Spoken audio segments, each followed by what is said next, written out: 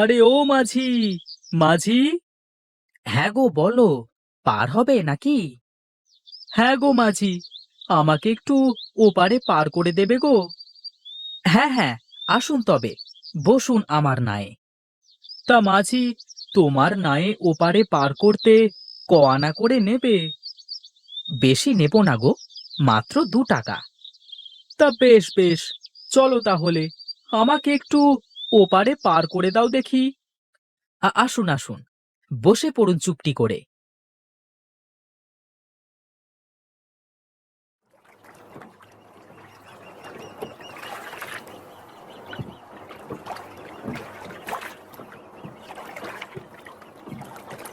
এই তো চলে এসেছি। ঠিক আছে, নেমে যাই আগে। এই নাও মাঝি, তোমার 2 টাকা। হ্যাঁ, দিন দিন। তাহলে চলি মাঝি, ও বেলায় আবার পার করে দিও কিন্তু। চিন্তা করবেন না দাদা, আমি এ ঘাটেই থাকি সব সময়।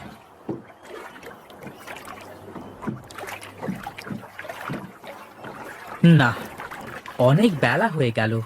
যাই, বাড়িতে গিয়ে খাবারটা খেয়ে একটু গিন্নির মুখটা দেখে আসি।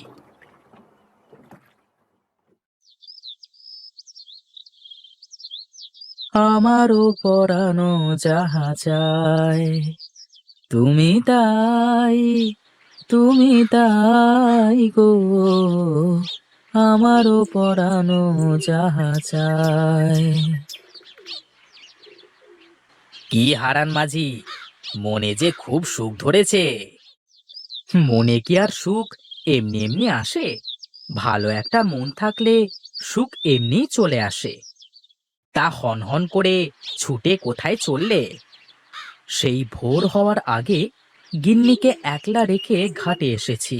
যাই, বাড়িতে দুমুঠো খেয়ে আসি, আর গিন্নির মুখটা একটু দেখে আসি। ও আচ্ছা, তাই বলো। তা তুমি না থাকলে পার করবে কে শুনি? ও আমি এই যাব আর এই আসবো, তাছাড়া তেমন লোকজনও নেই, এই জন্য চলে আসলাম। ঠিক আছে ঠিক আছে, তবে যাও, ও বেলায় আমাকে একটু গঞ্জে ছেড়ে দিয়ে আসতে হবে কিন্তু। এ আর এমন কি, তুমি তো আর আমাকে মাংনা নিয়ে যাবে না। পয়সা পেলে তো আমি সব জায়গায় যেতে রাজি। ঠিক আছে, তবে যাও। হ্যাঁ, তোমার জন্য তোমার গিন্নি হয়তো অপেক্ষায় আছে। তুমিও আমার সাথে মশকরা করো, আমি চললাম গো।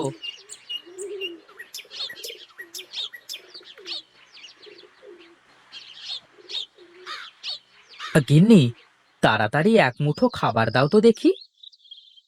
হ্যাঁ হ্যাঁ, তুমি চোখে মুখে একটু পানি দিয়ে বসো, আমি তোমার খাবার দিচ্ছি।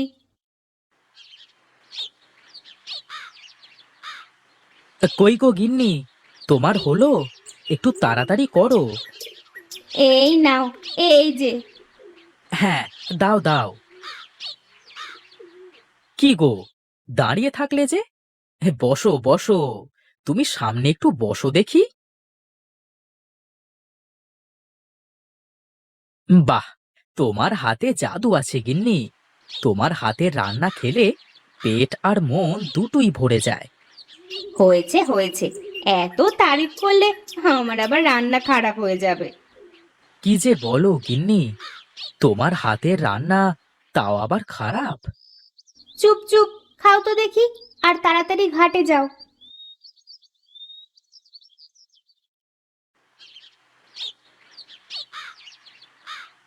আমি চললাম গিন্নি। ঠিক আছে, সাবধানে যেও, আর বেশি রাত করে ফিরো না যেন। ঠিক আছে গিন্নি, তোমার কথাই শিরোধার্য।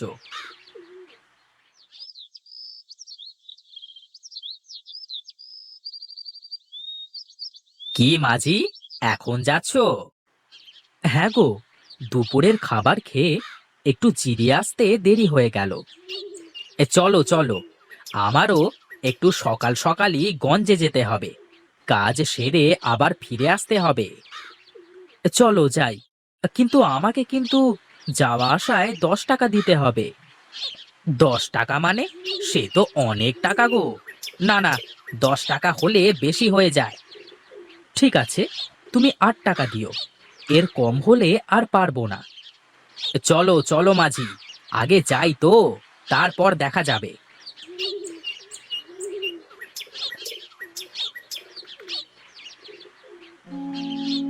হে কি, আমার নৌকাটা কোথায় গেল? তোমার নৌকা আবার কে নিয়ে যাবে? আর তাছাড়া তুমি তো বেঁধেই রেখে গেছো, তাই না? হায় হায় রে, এ আমার কি সর্বনাশ হলো! কে আমার নৌকাটা চুরি করলো? তাহলে আর কি হলো, আমার তো গঞ্জে যাওয়া লাগবে। তাহলে আমি অন্য নৌকা করে চলে যাই। আমার একমাত্র সম্বল, এই নৌকা বেয়েই আমি আমার সংসার চালাই। এখন আমি কি করব?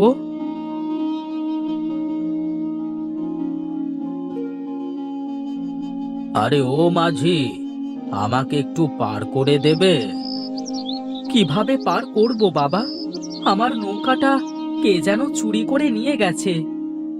ও আচ্ছা, এই জন্যই তুমি এখানে বসে বসে কাঁদছো? আমার একমাত্র সম্বল, আমার উপার্জনের একমাত্র উপায়। শোন শোন, আমি জানি তোর নৌকা কারা নিয়ে গেছে। সত্যি? সত্যি আপনি জানেন আমার নৌকা কারা নিয়ে গেছে? হ্যাঁ রে, আমি যে সব জানি। তাহলে বলুন না, কোথায় গেলে আমি আমার নৌকাটা ফিরে পাবো? শোন, তোর ওই নৌকা একদল দস্যু নিয়ে গেছে। ঠিক 10 দিন বাদে ওরা আবার ফিরে এসে নৌকাটা দিয়ে যাবে। তাহলে তাহলে এখন আমার কি হবে বাবা? আমি যে আমার একমাত্র সম্বলও হারিয়ে ফেললাম। কি দিয়ে আমি আমার সংসার চালাবো? চিন্তা করিস নে, আমি তোকে একটা উপকার করতে পারি। কি উপকার সাধু বাবা, বলুন। আমি তোকে একটা উপায় বলে দেব। তবে হ্যাঁ, যদি এটা কেউ জানতে পারে বা তোকে এটা করতে কেউ দেখে ফেলে, তাহলে কিন্তু হবে না। ঠিক আছে সাধু বাবা, আপনি যেভাবে বলবেন সেভাবেই হবে।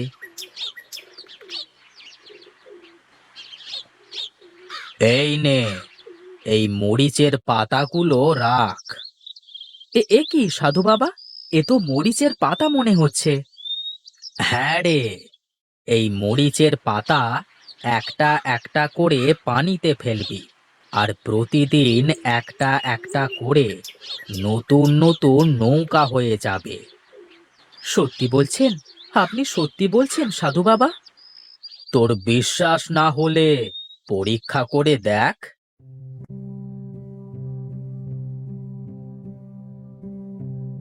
হে কি, এ কি হলো সাধু বাবা? পাতা থেকে তো নৌকা হলো না। আমি বলেছি, কেউ যেন টের না পায়, আর কেউ যেন দেখতে না পায়। তুই তো আমার সামনেই পানিতে ফেললি পাতাটা। আমার ভুল হয়ে গেছে বাবা। বাহ, বাহ, সত্যি তো! আমার তো এ বিশ্বাসই হচ্ছে না। এবার আমাকে তো পার করে দে মাঝি।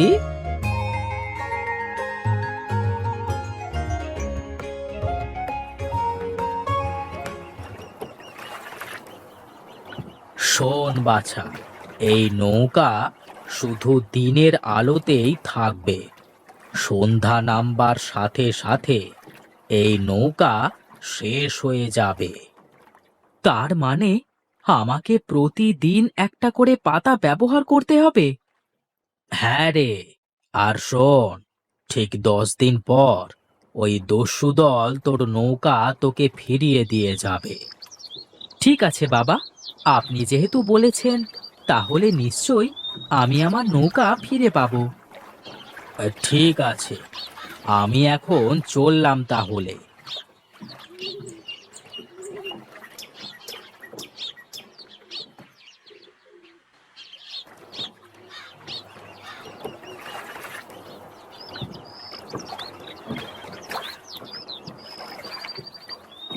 না, সন্ধ্যা হতে চললো, আর তো থাকা যাবে না। আমাকে এখন বাড়িতে ফিরতে হবে। কাল সকাল সকাল এসে আবার শুরু করব।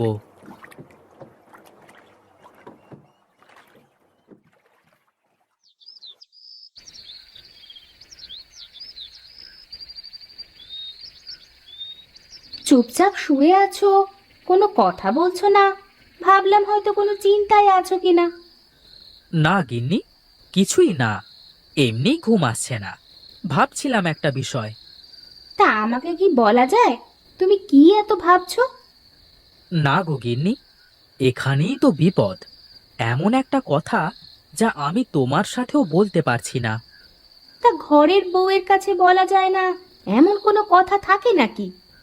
এটা অন্যরকম একটা বিষয়, বললে আমাদেরই ক্ষতি হবে।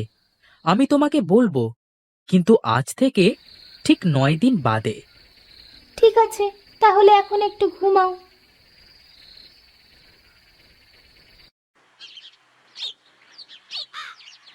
আজ তো শেষ দিন। যদি দস্যু দল সত্যি আমার নৌকা নিয়ে না আসে, তাহলে তো আমার মরা ছাড়া আর কোনো উপায় থাকবে না। না না, তা হতে পারে না। সাধু বাবা আমার তো উপকার করেছে, সে যেহেতু বলেছে দস্যু দল অবশ্যই আসবে। ও মাঝি, যাবে নাকি? হ্যাঁ গো দাদা, যাব বই কি। আসেন আসেন।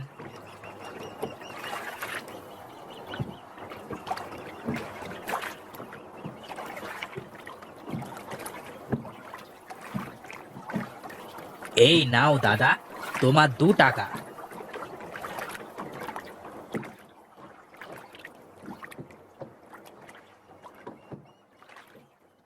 আজকের দিনও তো শেষ হয়ে গেল। কাল যদি নৌকা না পাই, যা হয় দেখা যাবে। এখন বাড়ি তো যাই, তা না হলে আবার বউ চিন্তা করবে। গিন্নি, আমি একটু ঘাটে গেলাম। এই সকাল সকালে চললে যে, তা কিছু মুখে দিয়ে যাবে না? আমি এই যাব আর এই আসব, তুমি রান্না করো।